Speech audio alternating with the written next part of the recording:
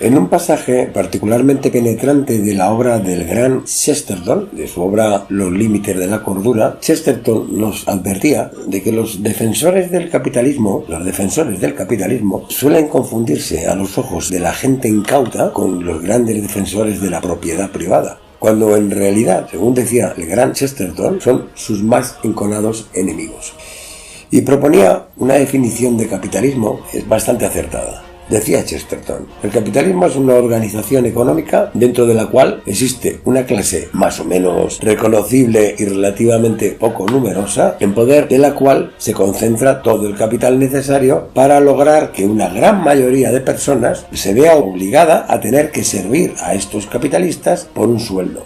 Le faltó añadir, sin embargo, al gran Chesterton, que por cierto no era bolchevique, primo hermano de Karl Marx, un elemento distintivo de esta forma de organización económica que la convierte definitivamente en una máquina depredadora. Me voy a referir precisamente, como la persona inteligente que me esté oyendo en este momento ya supone y habrá adivinado, a una cosa que se llama, y que han inventado los capitalistas, que se llama el principio de responsabilidad limitada. ¿Sabéis? Eso que no tienes tú cuando estás en tu vida normal. Principio de responsabilidad limitada, que separa, fijaros qué habilidad, separa la persona individual del propio capitalista a lo que llaman la persona jurídica de la empresa que él dirige. Está muy bien montado. De este modo, el capitalista puede hacer 20.000 expolios, robos y canalladas, utilizando para ello la personalidad jurídica de su empresa y no la suya propia, y cuando se descubre sus crímenes, el responsable no es él, sino es su empresa que tiene personalidad jurídica. Es que se lo han montado muy bien. Y de este modo ya tiene las manos libres el capitalista para terminar de aniquilar el concepto de propiedad, que estaba supuestamente ligado de manera indisoluble a lo que es el concepto de responsabilidad personal, como nos ocurre a todos nosotros los mortales, que no tenemos un gran capital para montar una gran empresa. Y además, claro, aniquila este concepto de propiedad individual precisamente para sustituirlo por el de la responsabilidad de empresa o responsabilidad corporativa, que no es más que un artificio o un embeleco jurídico, ¿verdad?, que mientras crece reparte beneficios entre sus titulares, pero que cuando se declara en quiebra deja a acreedores y a trabajadores a dos velas, obligándolos a repartirse los exiguos despojos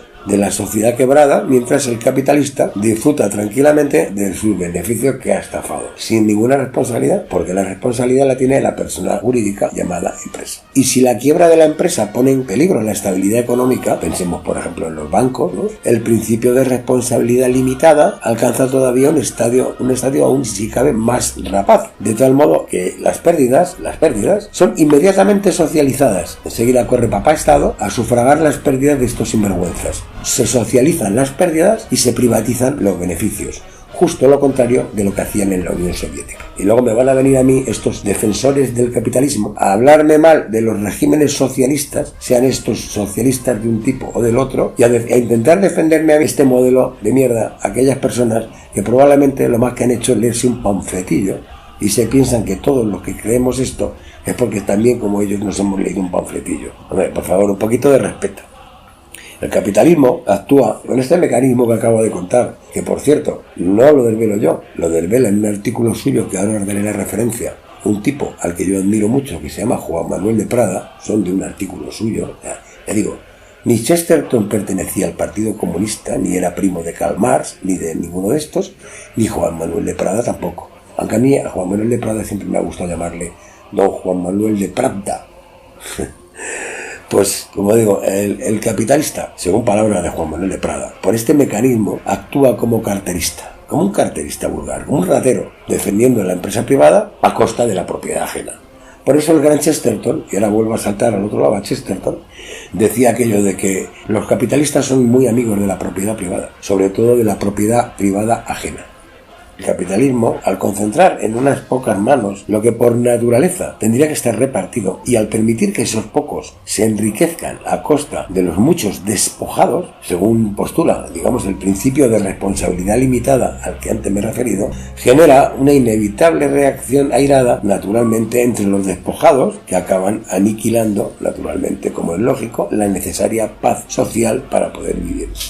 Y claro, ¿qué ha hecho el capitalismo frente a esto? Pues consciente, digamos, de su propia naturaleza inicua, porque el capitalismo es consciente de que es dañino y depredador, Ha tratado de alguna manera de aplacar las iras de las grandes mayorías despojadas, bueno, pues con una serie de sobornos diversos, como por ejemplo el llamado estado del bienestar, cosa que está bastante bien, pero que no es un estado social como el que pensaban los falangistas. No, es el estado del bienestar, una cosa, algo que ellos se lo ponen y ahora pues te lo están recortando, te lo quitan, te lo quiebran.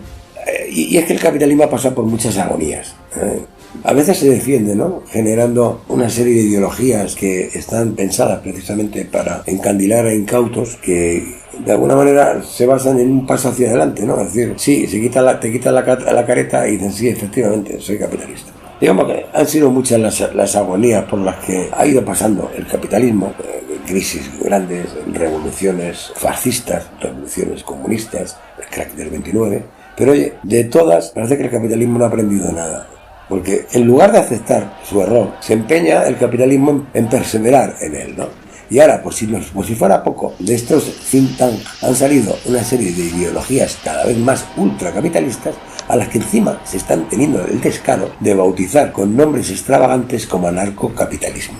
¿Por qué? Porque nunca jamás estos tíos acabarán reconociendo su error y su vileza.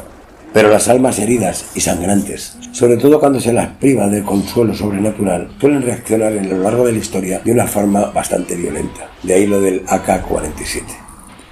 Ha ocurrido en el pasado y, sabedlo, volverá a ocurrir en el futuro. Y esto último no son palabras mías, sino de Juan Manuel de Prada. Él es el que en este artículo avisa de esto, de las reacciones violentas de las masas de desheredados, ya digo, no es Karl Marx, que te lo dice, sino Juan Manuel de Prada. Es algo que ya ha ocurrido en el pasado y nos avisa de que volverá a ocurrir nuevamente en el futuro. И зовет нас на подвиг Россия, веет ветром от шага полков. Прощай, отче край, ты нас вспоминай. Прощай, милый взгляд, прости, прощай, прости, прощай. Прощай, отче край, нас вспоминай. Прощай, милый взгляд, не все из нас придут назад. Летят, летят года, уходят во мглу поезда, а в них солдаты, и в небе темном горит солдатская звезда. А в них солдаты, и в небе темном горит солдатская звезда. Лес до степи, до степи по устам, свет вечерний и ночь.